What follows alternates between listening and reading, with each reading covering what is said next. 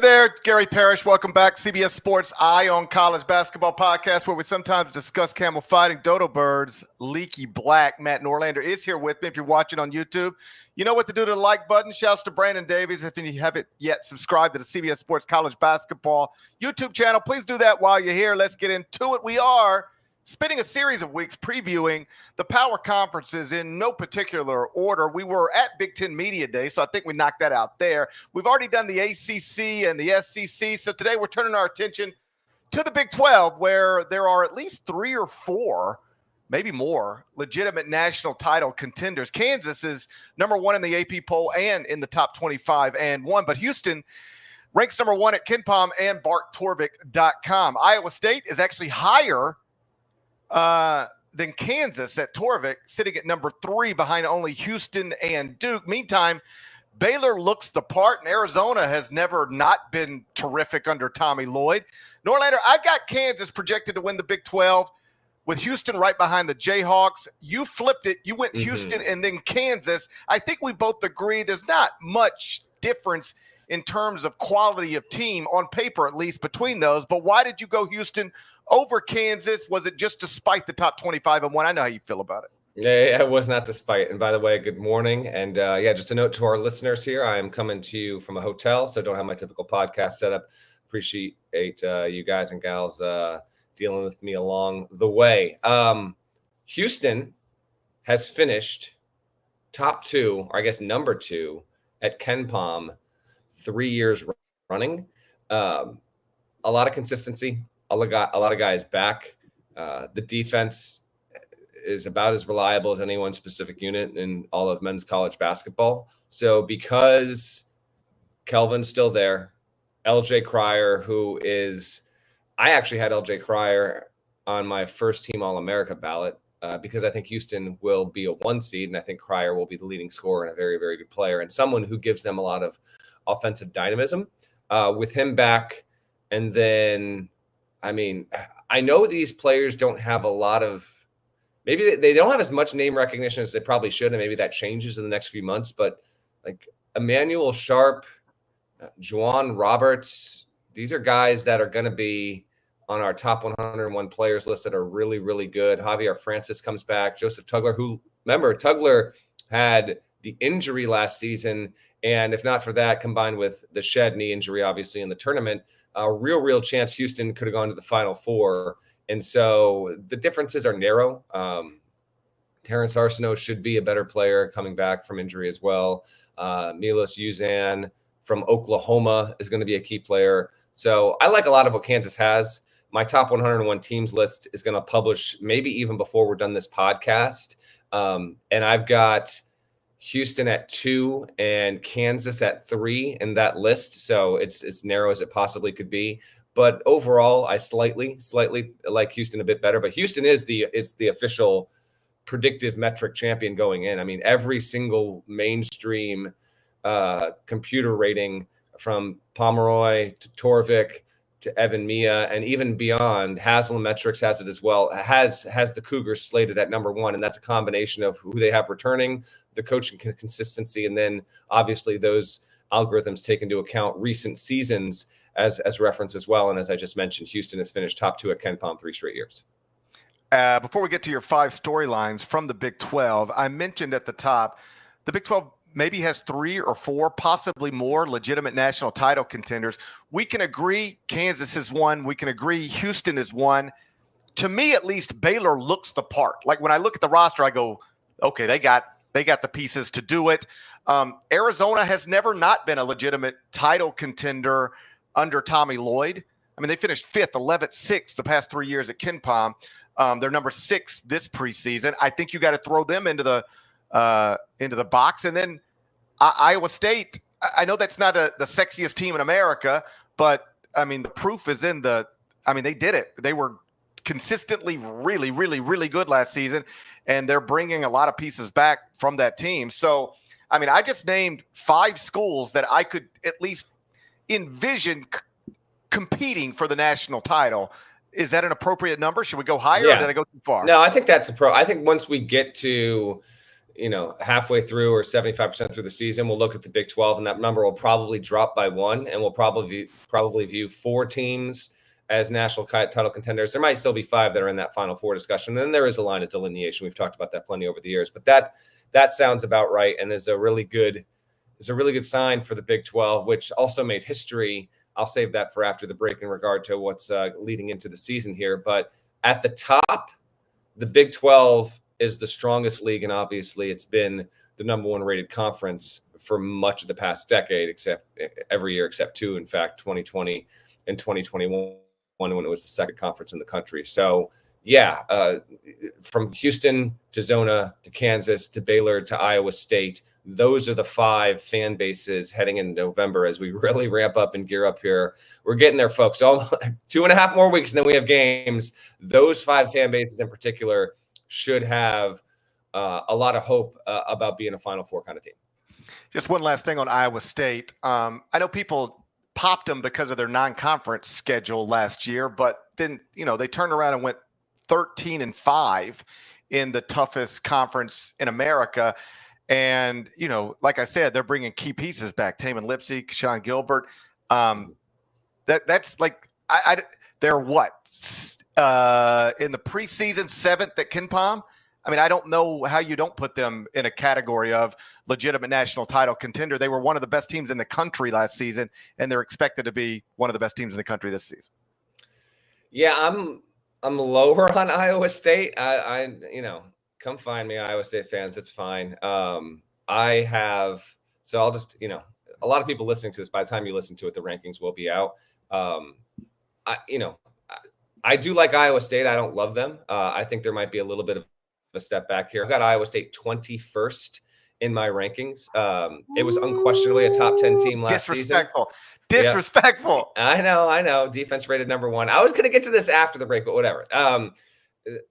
Cyclones have, to me, a person that I had on my All-American ballot, Taman Lipsey, who's awesome. Keyshawn Gilbert, also a very, very good player. And I want to see if Milan Momcilovic can be a real pop of a player as a sophomore, because I think he's got a really good shot overall. This was more, when I got to putting the rankings together, it really did come down to, can I get a 5th Big 12 team into that top 16, 17 or so? Because I was going to be ambitious and bullish on a couple other teams, and a few other teams were going to fall naturally. It's not just Iowa State. There are a couple other teams that teams are high on, including Auburn, which I mentioned previously, that I've got sitting there at 27. That's a very trendy preseason top 10 team that I don't agree with. But TJ Otzelberger's done a wonderful job, and if the defense, I will prove to be wrong 100% if the defense is even 95%, 90% of what it was last season, which we'll have a good shot of because it was the number 1 defense in the country. There's just very little chance of the idea of a team that could be the number 1 defensive efficiency team in the country not rating as a top 20 team, particularly if you're in the Big 12 there. So I like Iowa State to clear the bar easily and get a really good seed, but I have them 5th overall in the Big 12 hierarchy. I have 5 Big 12 teams in the top 16 of the top 25 and 1. It is number 1, Kansas, number 3, Houston, number 6, Iowa State, number 7, Baylor, and then number 16, Arizona. We'll get the Norlanders' 5 storylines from the Big 12 next. First, let's get a word from our partners. CBS Sports HQ, giving you college football coverage unlike anyone else. We're talking Big Ten. Pre- and post-game coverage. Are you encouraged with the way that this team responded? Along with breaking news. A lot of movement in the rankings this week. Highlights and expert analysis. That streak could be in jeopardy here. Sure. What was your main takeaway from this game? How impressive was his domination? That really changed the football game. Let's go ahead and have some more fun. Another wild ending. The chaos continues. Turn to CBS Sports HQ. All right, Norlander, you got 5 storylines from the Big 12. Let's hear them. Let's go. From the storyline number 1, will the Big 12 remain the number 1 team in the country? It has 5. What? Okay. What? No, you said will the Big 12 remain the number 1 team? I just said number 1 conference. Okay, I thought you said stop. Sorry. Will it remain the number 1 conference in the country? It has 5 teams in the top 10 of the AP top 25 poll. Now, this is somewhat a function, maybe. Well, not maybe, definitely. If the Pac-12 still existed, it wouldn't have happened. And Arizona's number 10. So this is a function of expansion at the power conference level and having more teams. But there had never been in the 60-plus year history of the AP poll a conference have 5 representatives inside the top 10 of the preseason poll. The Big 12 now has that. As previously mentioned, Houston has the grip on preseason number 1 in the computer ratings across the board there. And Kansas is both the AP and GP preseason number 1. We talked somewhat about this with the SEC because the SEC has a chance to wrangle that title, we think, from the Big 12. Do you expect the Big 12, when everything settles the Tuesday after the title game, will the Big 12 rate as the best conference in the country? Again, will getting to 16 teams not affect this conference's standing in the landscape of college hoops? I am on record, I believe, stating I think this is the year the SEC will be the best conference in the country. But the Big 12 will still be incredibly strong. And I think the Big 12 probably has more national title contenders than the SEC. But I think the SEC is probably deeper, if that makes sense. Yeah, there could be a real strong case for that. As always, I can't wait to get even a chunk into the season, 1/7 or 1/8 into the season, and see where our preconceived notions just wind up being wildly inaccurate. It's part of the fun every year. Storyline 2, will Kansas live up to the preseason number 1 hype? You may be aware, GP, but they've done preseason polls in the AP dating back more than 60 years now. And Kansas has never advanced to the Sweet 16, or even before we called it the Sweet 16 when we didn't have 64-team tournaments. Kansas has never made the Sweet 16 round, been that far into the tournament in a season in which it was the preseason number 1. Specifically under Bill Self, you may recall Kansas was the preseason number 1 last season, and I faded pretty hard on that. You gave me crap on it on the podcast. How'd that work out for you? Well, I'm sorry everybody got hurt. Yeah, well, hey, it's your fault. You should be sorry. I didn't hurt anybody. Well, that's also why it's good to not necessarily go with the crowd all the time on some of this stuff, because although injuries are very hard to predict, more likely than not, that's how it's going to be.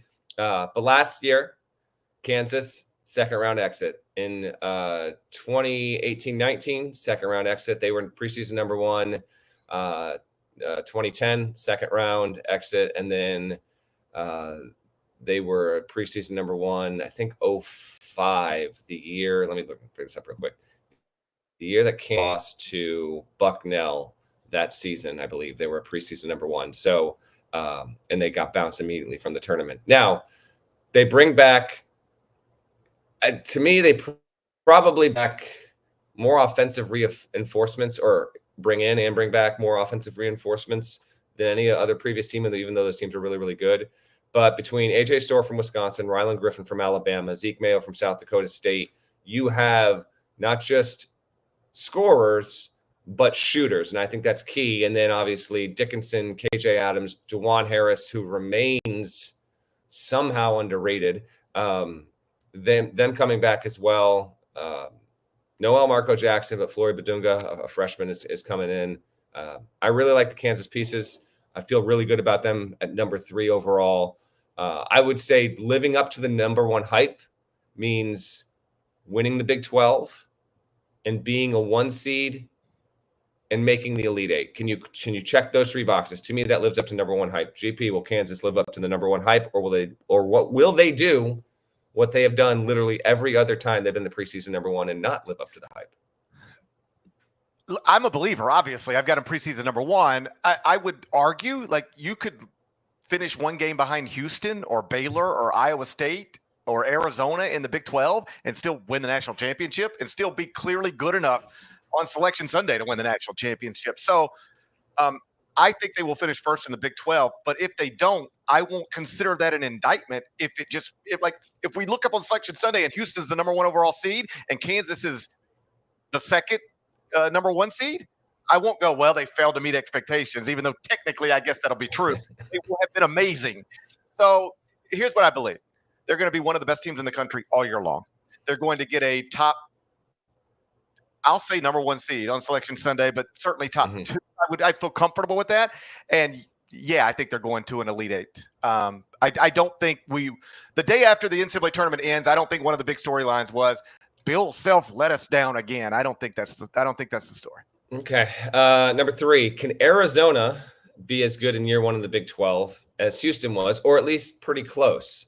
Tommy Lloyd has 88 wins in 3 seasons. Caleb Love is back, preseason All-American after returning from an All-American level season. Jaden Bradley, who to me is one of the, 5 to 10 guys who, while Arizona, again, like Arizona fans are aware of this, but we're trying to talk to a national audience here.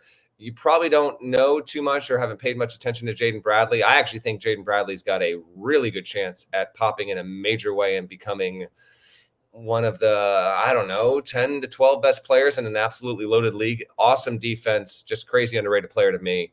Him, KJ Lewis, they've got Krivas back. They bring in Trey Townsend from Oakland, who's big. Was told that, a couple of guys, Anthony Delorso and Henry Visar, have been really, really good in practice. Carter Bryant's a freshman that's going to get some real minutes there. I think they can. I don't think they're going to be what Houston was, because Houston was really, really, really, really good last season, and there was just no drop off whatsoever. Second ranked team in the country, 32-5. It went 17-4 against Big 12 competition. It got oddly steamrolled, obviously, by Iowa State in the Big 12 tournament title game, but Houston more than passed the test. I think Arizona comes really close to that. Not quite at that level, but I like the Wildcats probably to wind up with like a 3 seed, and for the most part pass the test. I'm really interested, GP, to see Tommy Lloyd, that roster and that offense go into this league and see how a lot of really good coaches adapt and see how Arizona, responds in that realm. This is a lot of fun, and I wish we were getting 2 Arizona-Kansas games, but in a weird blunder, the Big 12 opted not to have these 2 schools play each other. I think you joked on our shoot around that might have been a Bill Self doing. So it will only be Arizona at Kansas this season. I would expect that to change permanently moving forward in the Big 12 office to make sure the Wildcats and Jayhawks play at least twice. But do you have Arizona being as close to it? So let's say 3 seed level and top 3 finisher in the Big 12. I have them finishing 5th in the Big 12. I have them 16th in the top 25-1. That projects as a 4 seed. So I'm in the ballpark on them. But I can't lie to you. It's all out there. I've got Kansas, Houston, Iowa State, Baylor ahead of Arizona. And then I've got Baylor at 7th in the top 25-1. Significant gap before I get to the next Big 12 team, which is Arizona. So I'm a believer in Tommy Lloyd. I think the move to the Big 12 will be more challenging than what they've been doing, but they're built for it. I'm not concerned. Like they're going to be, I've got them as a top 20 team, top 4 seed, and back in the NCAA tournament for the 4th straight year under Tommy. And then I think that's where, his career is off to an amazing start. Like you mentioned, 88-20, winning percentage of .815, which is crazy, but there's 0 Elite Eights, 0 Final Fours, nothing past the Sweet 16. And if they are a top 4 seed again, and then don't get, as far as the tournament as you think they need to get, then that starts to become a little bullet point next to you that people hit you with every once in a while. But they've never not been good under Tommy. I'm assuming that's going to continue to be true. Yeah, and Arizona fans are obviously familiar with that, having plenty of teams over the years, highly seeded, going back to the 90s, really, and then doing a little bit of a pratfall in the tournament. A couple people in the chat are bringing up a good point. We won't dive into this now, but when it gets time to figuring out who's landing where and how these teams stack up, because you've got a 16-team conference, this will obviously be even more true in the 18-team conferences.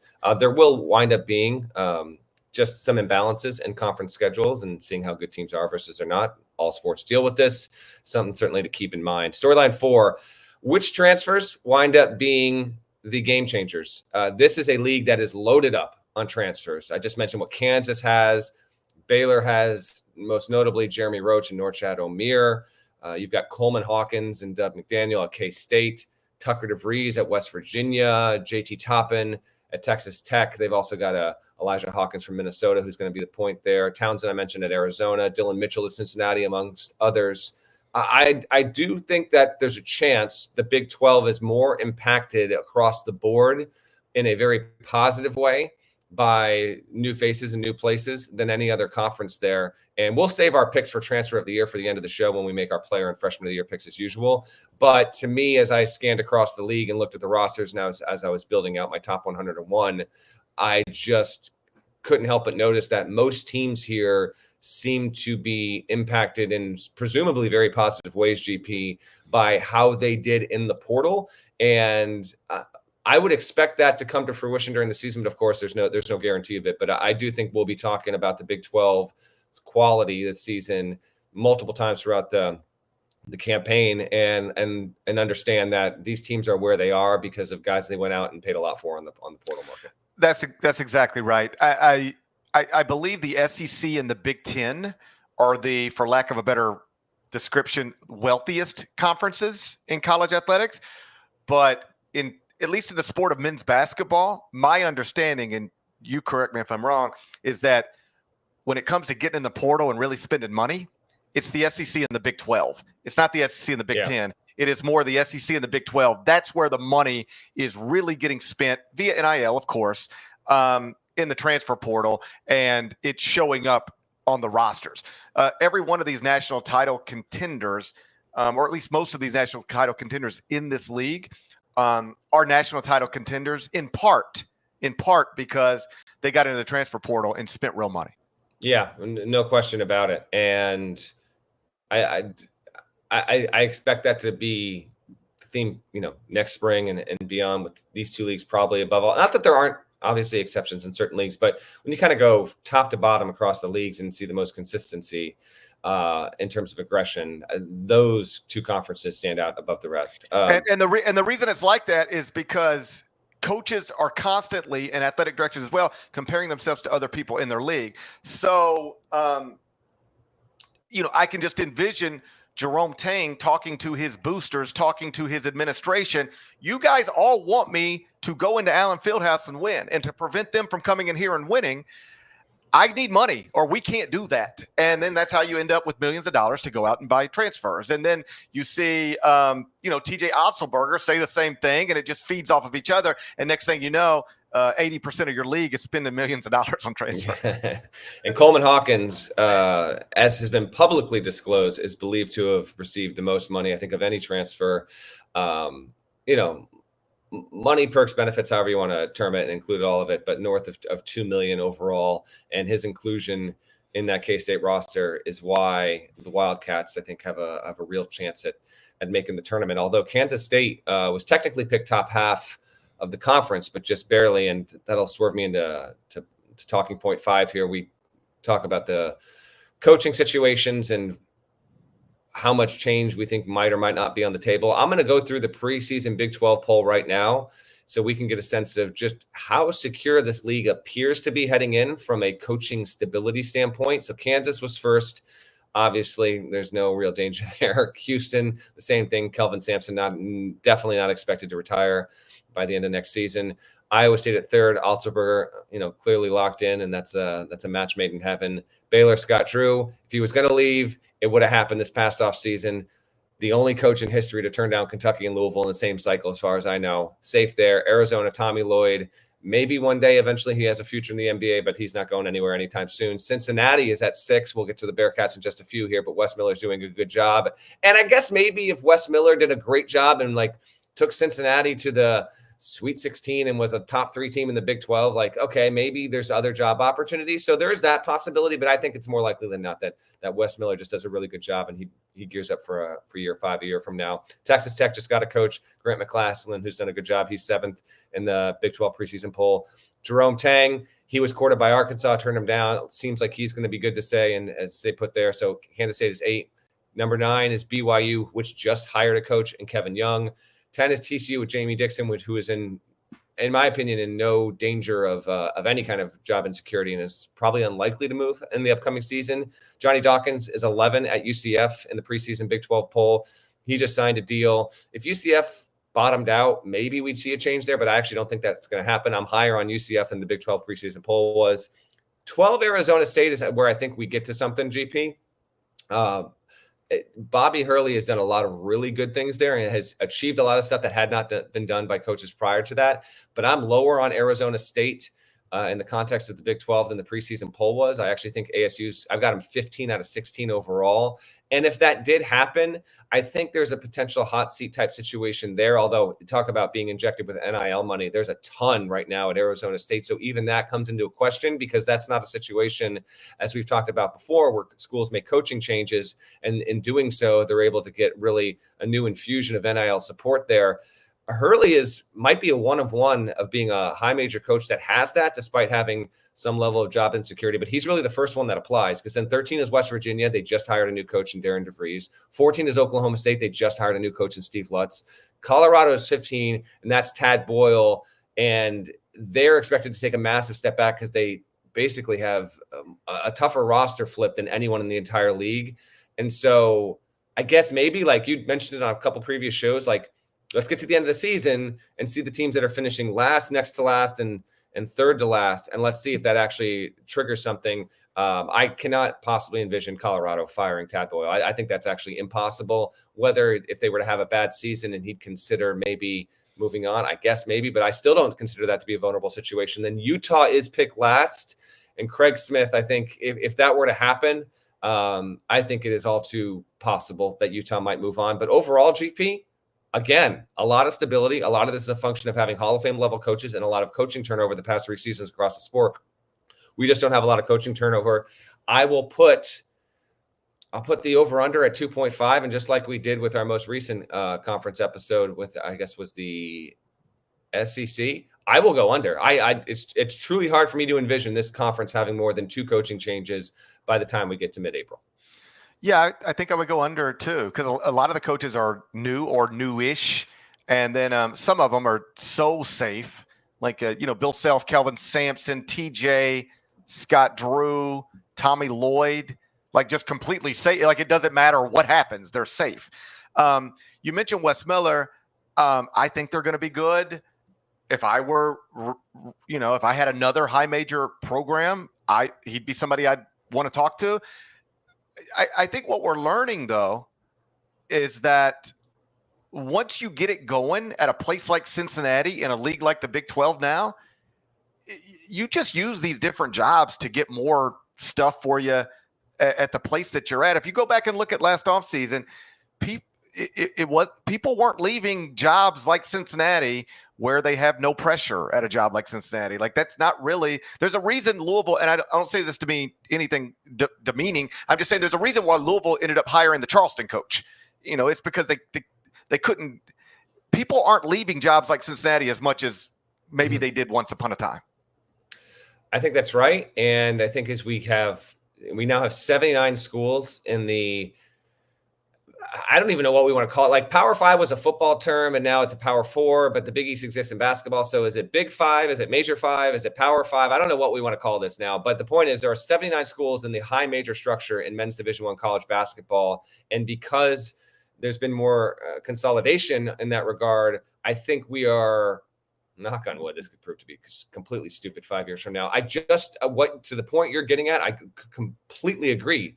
I just don't think we are going to see a lot of coaching movement and transience, because they're already going to be set up, unless it's, they hate the athletic director. There's going to be reasons why coaches move. Don't get me wrong. But I just don't think the ratio of it happening for the next 6 years is going to match what it has been over the previous decade, if not decade. Because once upon a time, there were certain even power conference schools that couldn't pay you the way the big power conference schools could, or couldn't travel that way, or couldn't.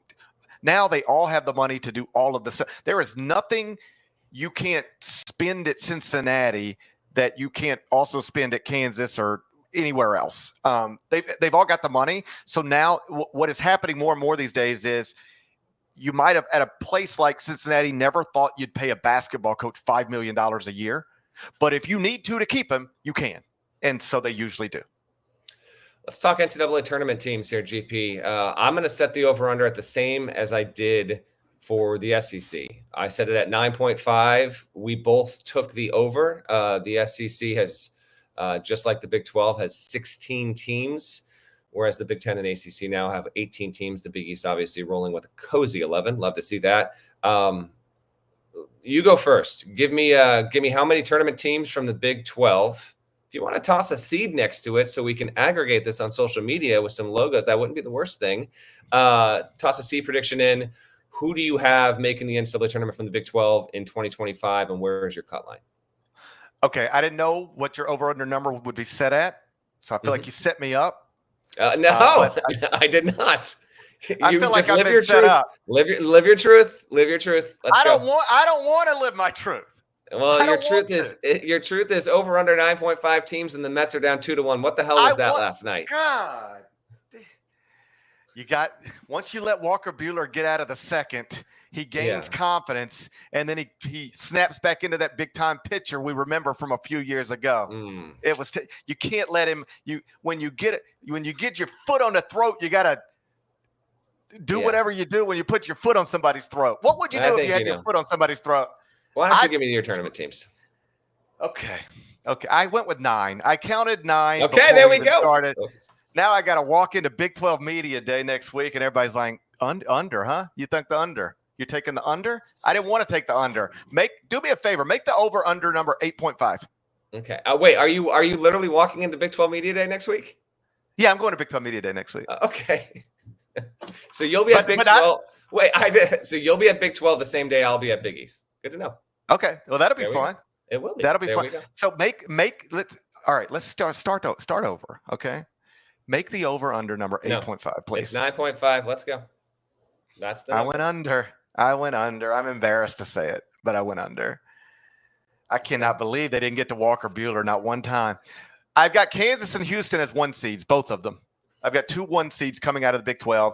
Kansas is the number 1 overall seed. I have Houston 3rd in the top 25 and 1, so let's just call them a 1 seed as well. I've got Iowa State as a 2 seed and Baylor as a 2 seed. Stop me here. Am I overloading? Is there a realistic scenario where the Big 12 could have 4 top 2 seeds? It's not unthinkable. It's extremely unlikely. I think you're going to have to bump one of those down. Well, I'm not doing it today. Okay, you don't have to do it today. Yep. I got Kansas and Houston as 1 seeds. Iowa State and Baylor as 2 seeds. Arizona as a 4. Cincinnati as a 6. Let's go BYU a 8. Texas Tech a 9. And Kansas State a 10. Okay. And then roll through the rest of your conference predictions so people have an understanding of how you see this league shaking out. The way I turned in my ballot, it went Kansas, Houston, Iowa State, Baylor, Arizona, Cincinnati, BYU, Texas Tech, Kansas State. Those are all my NCAA tournament teams from the Big 12. Line break, TCU at 10, Arizona State at 11, West Virginia at 12, UCF at 13, Oklahoma State at 14, Colorado at 15, Utah at 16. Okay. I have 9 getting in. My 9 are Houston as a 1 seed, Kansas as a 1 seed.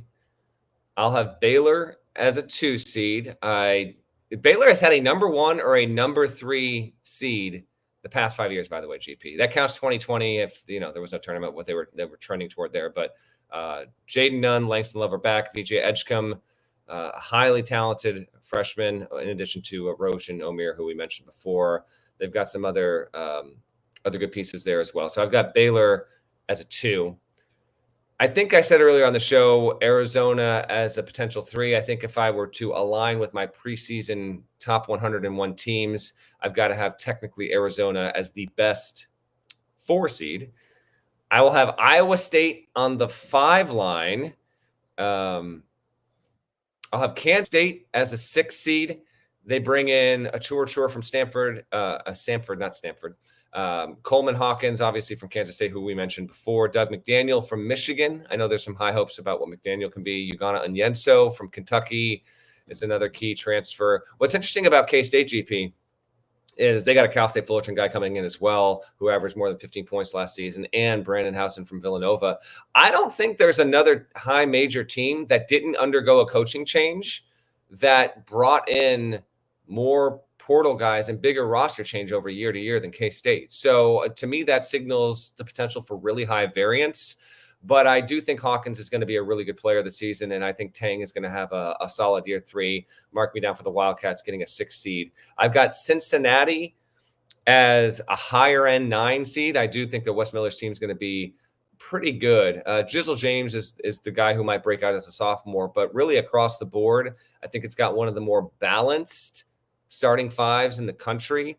Day Thomas, Dan Skillings, underrated player. They're both back in the backcourt. Aziz Bandalgo is back. He's an awesome defender. Might be their best player. And then, they've got the defensive fingerprint to me to really break through. Like, they're going to get to I'll be shocked. I truly will be shocked if Cincinnati doesn't make the NCAA tournament. So I've got UC as a 9. I've also got Texas Tech as a 9. I've got Cincinnati 30 in my rankings and Texas Tech 31. TTU was a 6 seed last season. Brings in JT Toppin, as we mentioned previously. Darian Williams is back, really, really good player. Devin Cambridge needs to get fully healthy, but if he can get healthy throughout the course of the season, there's a lot of promise with this team. And McCaslin's a really good coach. And then my 9th team, I'm going to I'll have UCF as an 11. I think there's going to be a team from this conference that works its way into the NCAA tournament picture. That's something of a surprise. And I will go with Johnny Dawkins Knights. They've got Jalen Sellers and Darius Johnson back. Those two combined to average more than 30 points last season. They should be a pretty high, prolific backcourt. And then there's also, talk about high variance, like Dior Johnson, Mikey Williams on this roster. There are guys who have certainly taken the circuitous route to get in here. And if the chemistry's good, they've got a lot of talent. So I'm kind of taking a flyer on UCF GP. That is my 1 through 9 making the tournament. And then I have a cut line. I have BYU narrowly missing. What BYU is in year 1 under Kevin Young is going to be really intriguing. Last season, Mark Pope took BYU into the Big 12, and the team was a metrics darling. It wound up finishing, top 20, top 25, and across the board in predictives. And it worked. He won 23 games. They got bounced in the first round by Duquesne, but BYU adapted immediately. Now you have Kevin Young with an NBA background, was able to bring back Richie Saunders, Dallin Hall, Fousseyni Traore, and others. And it might, maybe we'll see BYU as a top 6 team in the Big 12, and we'll all be undershooting them. I'll have them just narrowly missing, but there's a fascinating situation built in Provo. Speaking of Utah, I will go higher on the Utes in general. I have Utah at 11. Craig Smith went from 11 wins to 17 to 22 in his first 3 seasons. Now, this team lost a lot. It is hard to envision Utah building an NCAA tournament roster, but Craig Smith is a very, very good coach, and I think that he's going to do more with less than maybe any other coach in the conference. So I'd like to take a few semi-big swings there. I'll have Utah 11, TCU at 12. TCU's just got a lot of unproven pieces there. But again, I think with that roster and Dixon not there in a league like the Big 12, I think if it wasn't Dixon, you could honestly validate maybe putting TCU even lower. But I'll go them 12. Oklahoma State 13. Steve Lutz is a really good coach. Got to the tournament 3 straight years with mid-majors, GP, as you well know. Bryce Thompson still on campus in Stillwater. We'll see if he can put up a really big season there. Little pieces here, little pieces there. I did squeak in Oklahoma State into my top 101 because the Big 12 is that good and Lutz is that good of a coach. But I've got them 13. I put Colorado 14. Good Lord. Colorado never had a better season from a talent perspective than last season when it put 3 guys into the NBA. De Silva, KJ Simpson, and obviously Cody Williams, who was hampered by injuries. But if Tad Boyle is a really, really good coach. If he can make this team a bubble team, it might be his best coaching job ever. I've got Colorado 14. I've got Arizona State 15. There's freshman reliance, GP, and a lot of mid-major transfers. And in the Big 12, I basically looked at the roster construction, what Arizona State's been recently, and said, okay, I'm just I'll put my stock into this not working. Who knows if it'll be right, but I've got ASU 15, and then I've got West Virginia. Darren DeVries is a good coach, did a good job at Drake. Tucker DeVries might be one of the 5 or 6 best players in the league. We'll see, but I've got West Virginia bringing up the caboose at 16. A couple things. On Kansas State, you make a good point. We both think they're going to be in the NCAA tournament, but literally no team last season who took this many transfers was good enough to make the NCAA tournament as an at-large team. The only one that did was NC State. They got an auto bid by winning the ACC tournament. So if Jerome is going to take Kansas State to the NCAA tournament, he's going to have to do something that basically nobody could do last year, which is get there with this many transfers, new transfers enrolled. And honestly, I had even forgotten that he was there. And I'm not trying to make a big deal out of it, but the Mikey Williams thing is outrageous. He fired a gun into a car filled with people. The only reason somebody isn't dead is because the bullet didn't hit somebody. But he fired a gun into a car full of people. He was committed to my alma mater. And I, as strongly as I could say it publicly, said I would be embarrassed if my alma mater enrolled that guy. He fired a gun into a car filled with people. And that's who UCF wants representing them. Again, I'm not trying to make a big deal out of it, but that's embarrassing. If I were UCF, I would be embarrassed by that. Well, he's on the roster, and that roster is certainly as eclectic as any in the Big 12. And that's my ninth tournament team there. Let's go to player of the year, freshman of the year, transfer of the year. You go first, GP. I think player of the year in this conference is going to be an incredible race. I think it might come down to best player on best team. Like who wins the league, then let's vote for them. Yeah. And if I'm applying that logic, I went Hunter Dickinson as my preseason Big 12 player of the year. It's interesting because he's so flawed, but he's so flawed. Like I heard Kansas fans talking about, are we sure we want, that kind of stuff. Yeah. Well, is there a better player? And all like personality stuff aside, which I think he's kind of straightened up a little bit. But is there a better player who more people think suck than Hunter Dickinson? And I don't agree with that, but I think he takes the mantle in college basketball.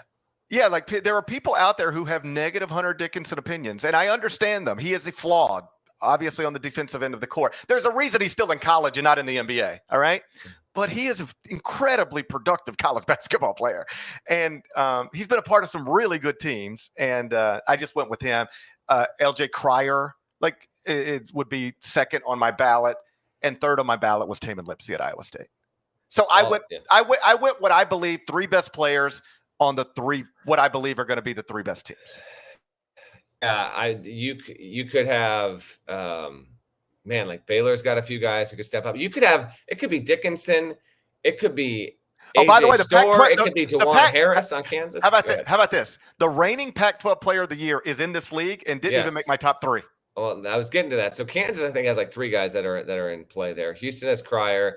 Baylor could have Roach, VJ Edgecombe, maybe Norchad Omier is insane. You've got Caleb Love at Arizona, Lipsey, obviously, at Iowa State. If Coleman Hawkins is insane at K-State, maybe he breaks through and does something there. Those are the most obvious candidates there.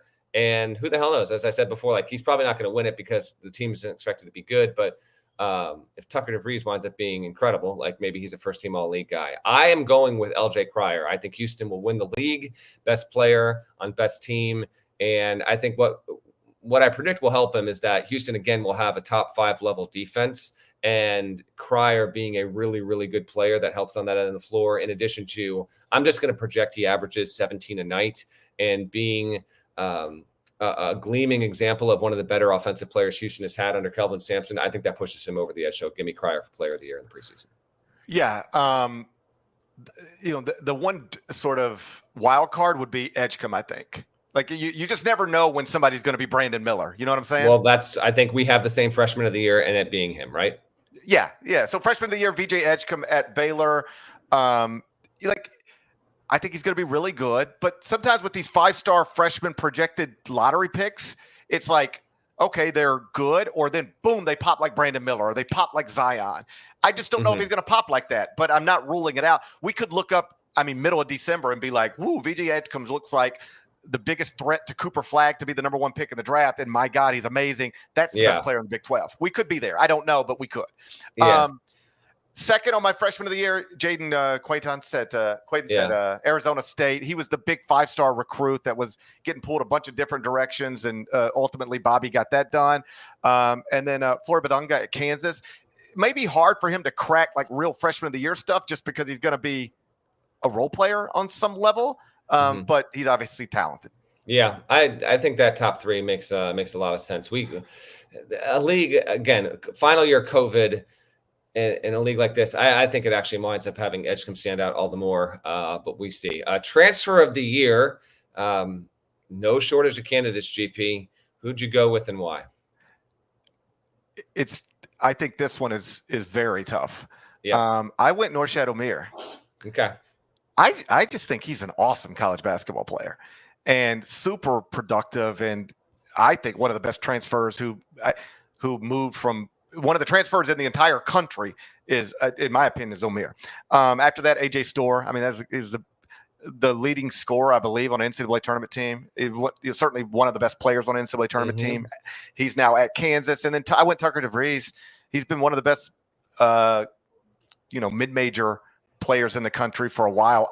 Sometimes when you move from that level to this level, it can be challenging. I think he's going to look the same. I don't think the production might fall off some. I don't think he's going to look out of place. I think he's going to be awesome. It's ridiculous how many transfers in this league. Like Kansas has the Summit League Player of the Year, Zeke Mayo, who I think has a chance on some nights to be better than Storr, right? And Rylan Griffin could have a couple of games where he goes off for 23 points on 6 threes. It's wild. I picked Coleman Hawkins because I think Hawkins is going to have the best year of his career, and he's going to be seen as the guy responsible for safely getting Kansas State into the NCAA tournament. So I go Hawkins 1. I actually go Jeremy Roach 2.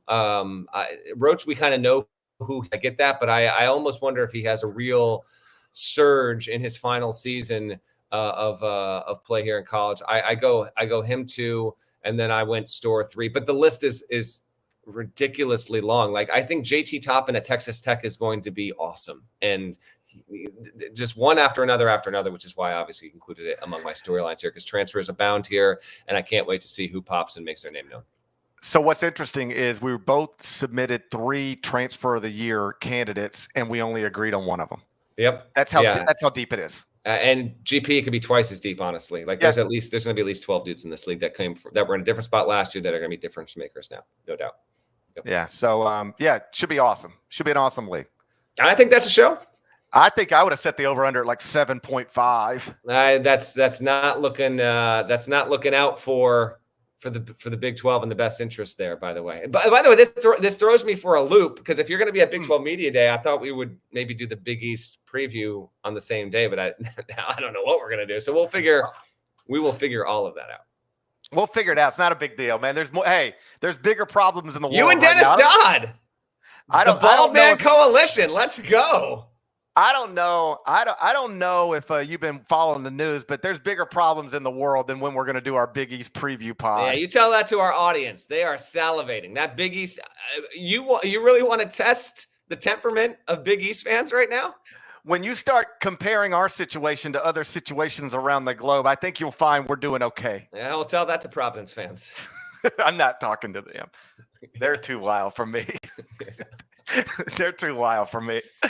Shouts to Devin Downey. Shouts to Chester, South Carolina. Shouts to Terry Teagle, legend. Huck Larnell, Providence. Thank you guys once again for watching and listening to the Eye on College Basketball Podcast. If you're not subscribed, please go subscribe anywhere you subscribe to podcasts, Apple, Spotify. There's more of us than there are of them. That should be reflected in the comments. So please do that, and we'll talk to you. We'll talk to you again when we find the time to do it. All right. Till then, just